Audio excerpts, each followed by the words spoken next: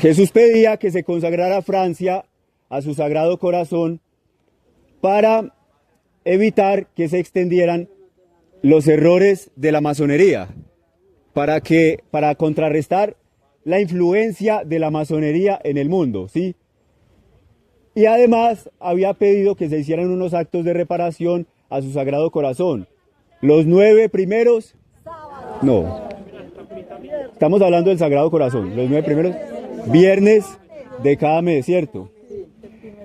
Luego pasan un par de siglos y Nuestra Señora se aparece en Fátima. ¿Dónde queda Fátima? Portugal. Y Nuestra Señora pide algo similar. Le dice a los pastorcitos que para evitar muchos males en el mundo que iban a ser consecuencia de los errores del ateísmo, del materialismo, del comunismo, ¿cierto? Que para Hoy en día se llama socialismo del siglo XXI. Y ellos llenan la boca diciendo que son progresistas, pero son los mismos de 1917. Así es. Entonces, que para evitar que se extendieran los errores del comunismo, dijo Nuestra Señora a los pastorcitos: vendré a pedir 2 cosas a la iglesia. Primero, la consagración de Rusia a su Inmaculado Corazón. Y segundo, ¿qué fue lo segundo que pidió? Celebrar los primeros sábados del mes. Exactamente, padre, se ganó una estampita.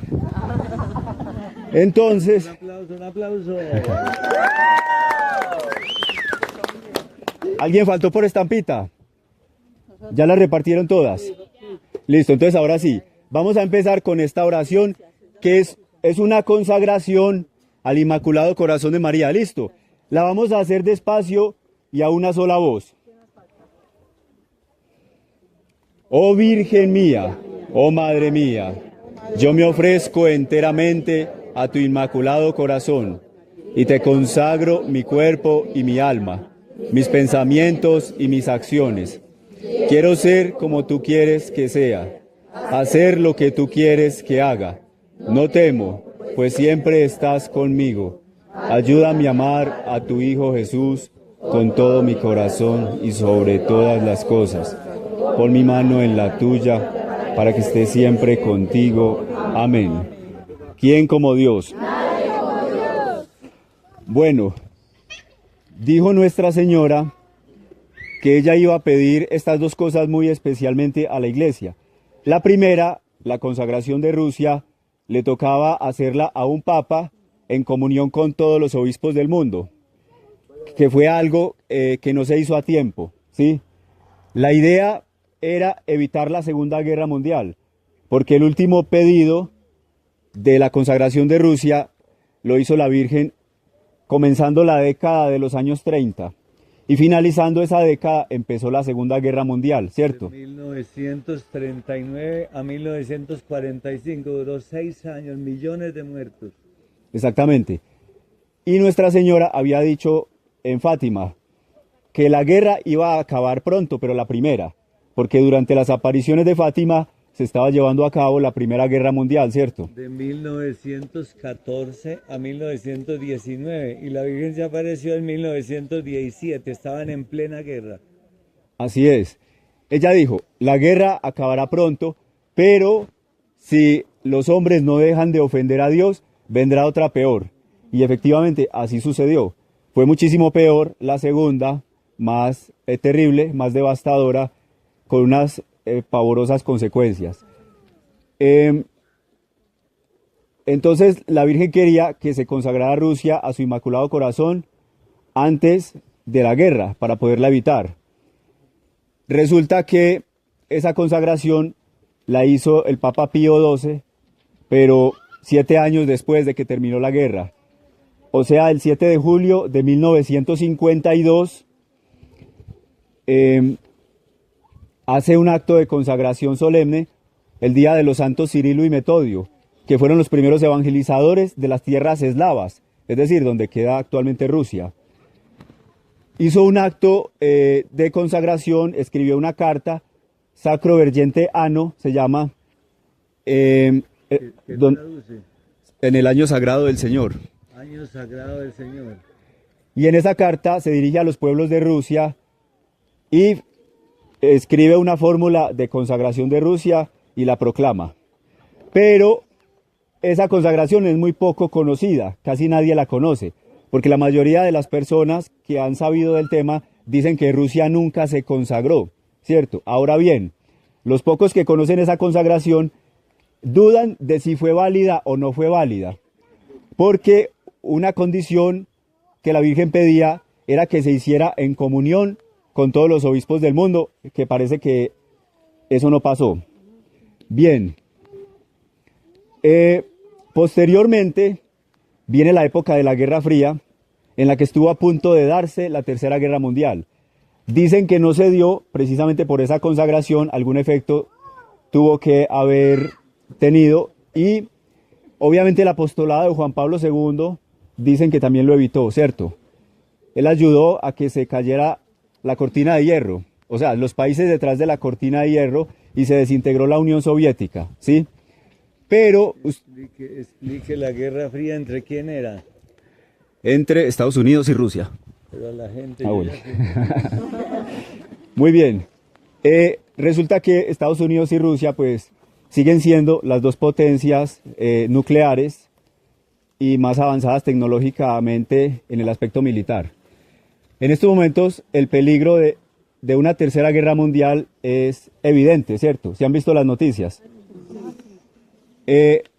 Siguen habiendo tensiones entre esas potencias, entre la Unión Europea, o sea, todo lo que es la OTAN, Europa, Estados Unidos contra Rusia, y ya se está conformando el otro bando de Rusia, Corea del Norte, China, Irán, que decía la Virgen en un mensaje que esos tres países eran un peligro muy grande para la humanidad, Corea del Norte, Rusia y China. Ahora bien, se dice que el comunismo que abandonó el gobierno de Rusia fue aparente, es decir, no ha sido totalmente real. Y eso lo relacionan con la profecía de Apocalipsis. En el capítulo 12 y 13 se acuerdan que nos hablan de un dragón. El dragón rojo, que es el demonio, es el diablo, y que le da todo el poder a la bestia. Aparece una bestia que sale del mar, ¿se acuerdan? Sí, claro. Bueno. A pegarse a su hijo tan pronto cuando naciera, ¿verdad? Y entonces esa bestia tiene varias cabezas, tiene unos cuernos y unas diademas. Se dice que una de las cabezas fue herida de una llaga mortal, pero que se recuperó de esa llaga a la vista de todas las naciones y que todo el mundo admiró eso, dice el capítulo 13 del Apocalipsis. Entonces muchos interpretan que la llaga de la bestia que se ha sanado es que Rusia retorna otra vez al comunismo. Y con eso un peligro muy grande para una dictadura mundial, sobre todo porque se une con China, ¿cierto? Y China está representado culturalmente por un animal que en la Biblia está identificado con el demonio, ¿cierto? ¿Cuál es ese animal? El dragón, ¿cierto? Porque el dragón persigue a la mujer, ustedes han leído Apocalipsis 12:1, ¿cierto? Dice, una mujer apareció en el cielo, ¿cierto? Una gran señal apareció en el cielo. Una mujer vestida del sol, ¿qué más? Una corona de 2 estrellas sobre su cabeza. Y estaba encinta y con los dolores, el tormento de dar parto y los dolores de dar a luz, ¿cierto? El dragón persigue a la mujer. Esa mujer es la iglesia y al mismo tiempo es María, ¿sí? Es decir, hay que tener en cuenta una cosa muy importante.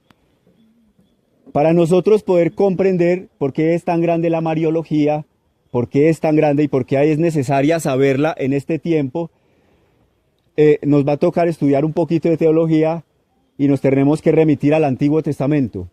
Todas las profecías para la era mesiánica, que se hablan de una mujer y al mismo tiempo es un pueblo, es porque se habla de María y de la iglesia.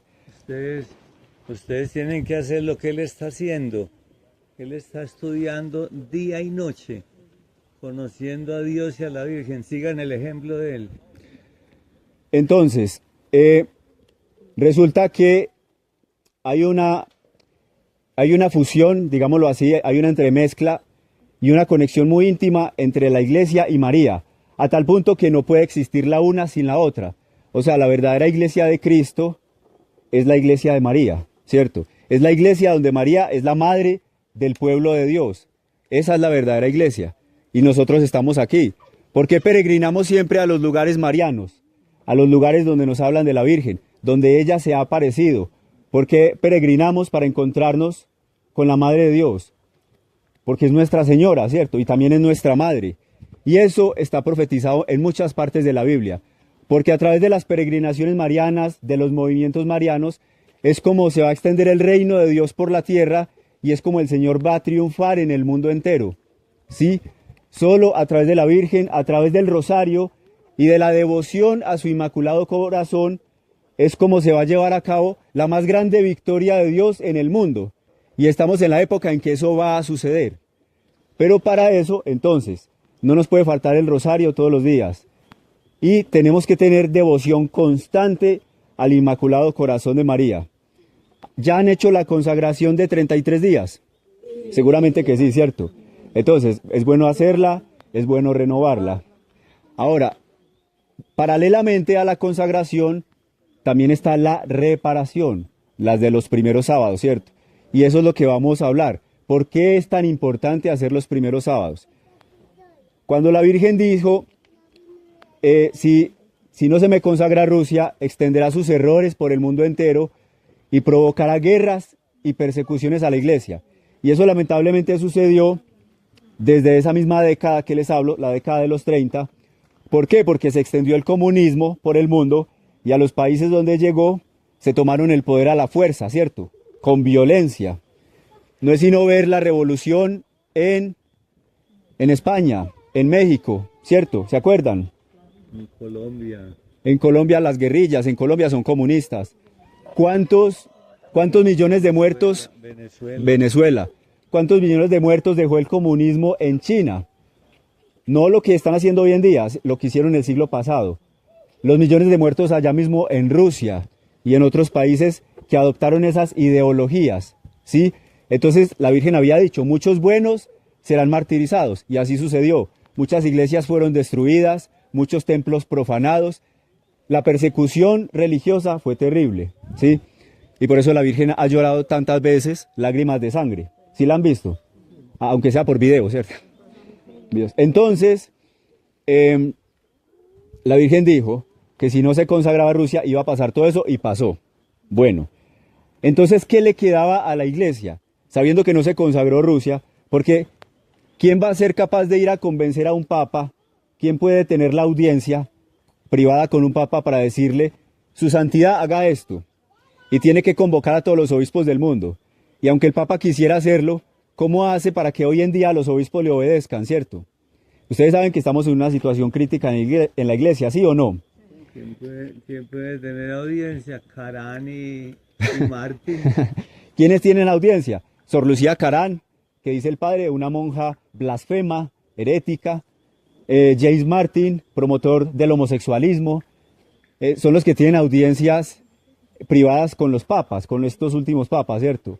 Entonces, ¿qué nos corresponde a nosotros que estamos comprometidos con Nuestra Señora? Porque estamos consagrados a ella, ¿cierto? Amén. Como estamos consagrados a ella, tenemos un compromiso indisoluble con la Madre de Dios para la salvación del mundo.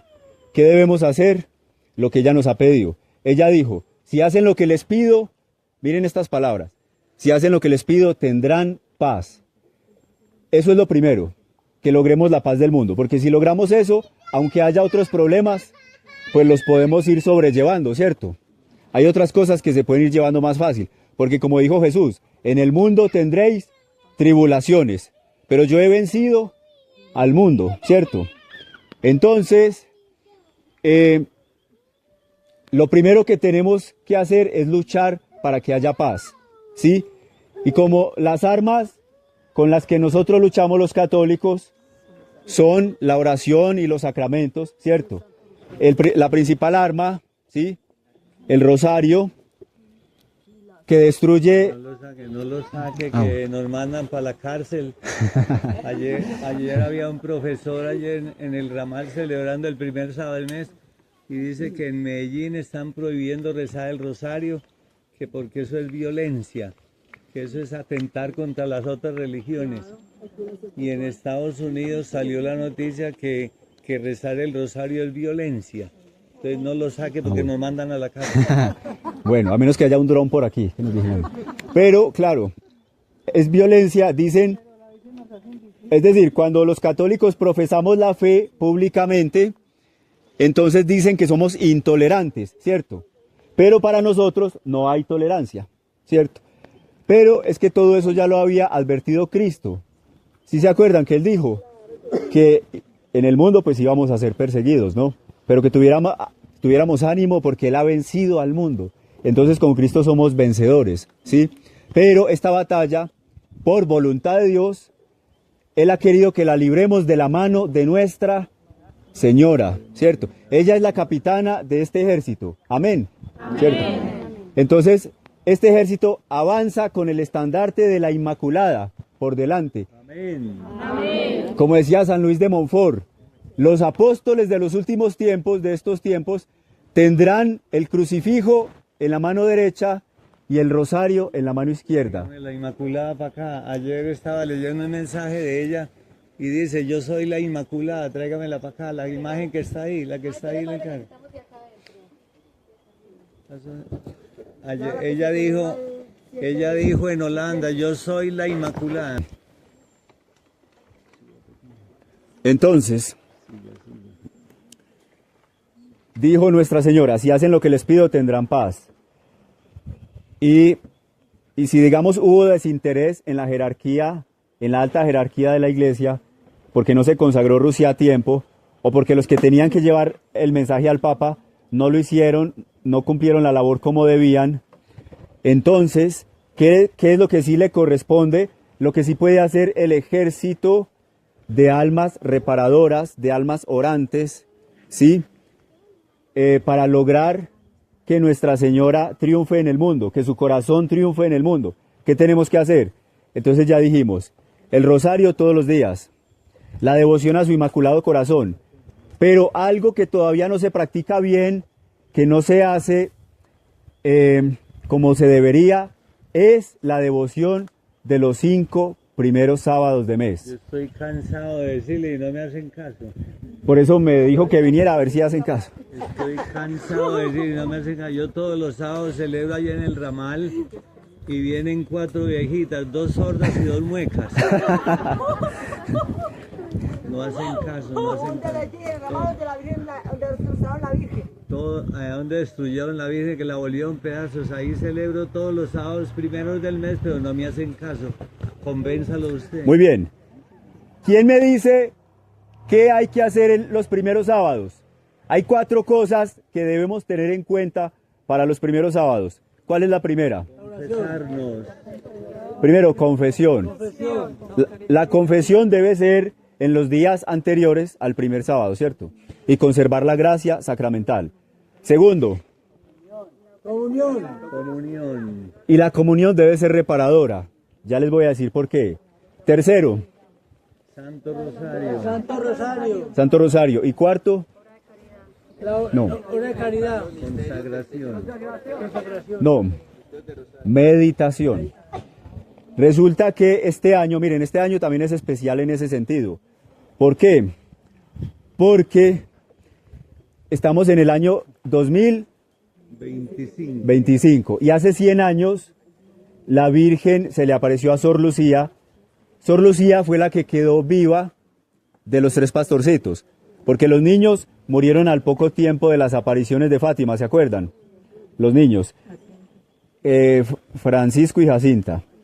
Pero Jacinta le decía a Sor Lucía, le decía, Nuestra Señora quiere que te quedes en el mundo para hacerla conocer y amar, porque tienes que difundir la devoción a su Inmaculado Corazón. Lo mismo nos dice hoy a cada uno de nosotros. A cada uno de ustedes, la Virgen les dice, todavía estás en el mundo porque tienes que hacer conocer y amar el Inmaculado Corazón de María. Amén. Pero nadie ama lo que no conoce, ¿cierto? Y para conocer a la Virgen, ¿qué hay que hacer? Conocer. Para Para conocerla, o sea, para amarla primero hay que conocerla, ¿cierto? ¿Y qué hay que hacer para conocer a la Virgen? estudiar, hay que hacer lo que él hace, estudiar día y noche. Lo que dijo el padre ahorita. Hay que estudiar lo que se ha escrito sobre la Virgen, ¿cierto? O sea, ineludiblemente hay que ir a los libros. ¿Pero qué libros nos hablan de la Virgen? La Biblia primero. Primero la Biblia, miren lo que dice el padre, importantísimo, se ganó otra estampita. Eso. No, y es verdad. Miren. Bien. Entonces, Aplauso, el aplauso.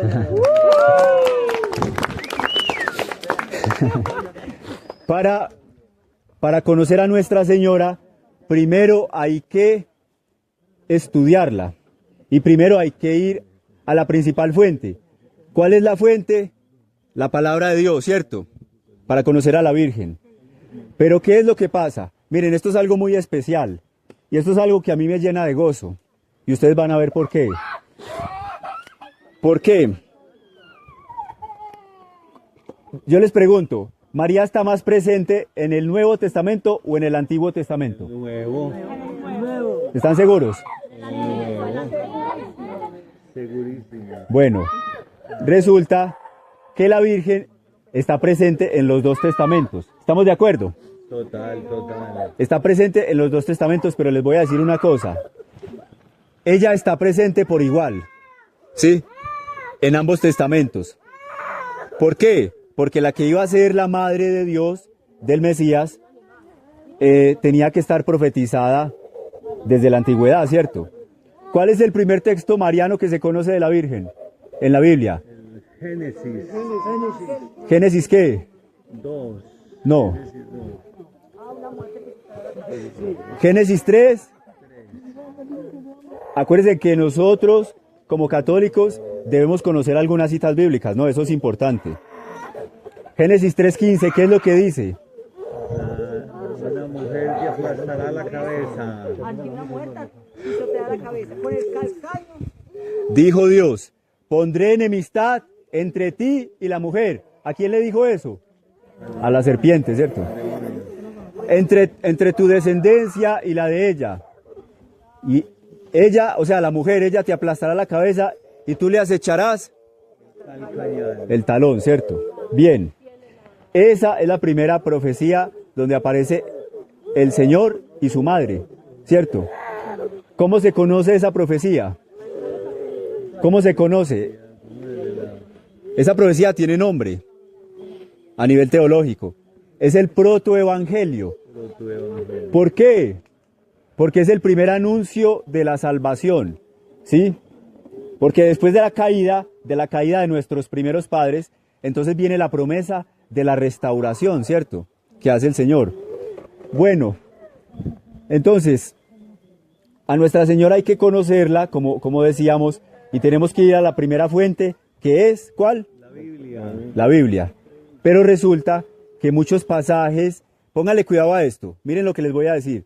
Muchos pasajes de la Biblia, sobre todo del Antiguo Testamento, son enigmáticos, ¿cierto? Es decir, que no se pueden, digamos, conocer o interpretar con total claridad, sino que se necesita una buena teología para saber qué es lo que nos quieren decir, cuál es su significado, ¿cierto?